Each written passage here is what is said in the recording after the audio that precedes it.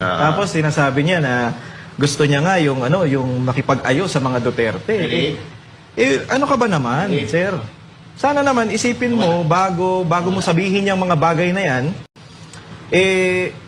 tignan mo yung ginawa mo sa mga Duterte.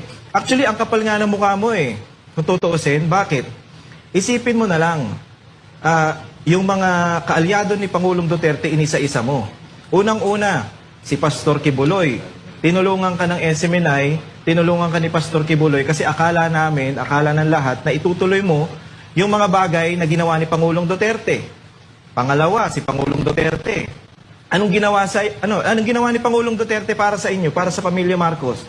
'Di ba pinalibing niya yung tatay mo sa libingan ng mga bayani na kaya nyo nga pinasalamin yan kasi hindi nyo mapalibing hinihintay nyo. Ito yung pagkakataon na yon na nailibing na, pero anong ginawa mo? Pinadala mo si Pangulong Duterte doon sa daig. 'Di ba? Ganong kakakapal ang mukha. Tapos eto na naman, si BP Sara, hinarantado nyo. Nagtatrabaho ng maayos yung Ali, nagtatrabaho sa DepEd.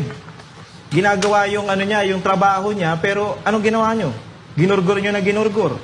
'Di ba? Tapos, ayun pala, ang plano nyo talagang sirain ang mga Duterte para sa pansariling kapakanan nyo.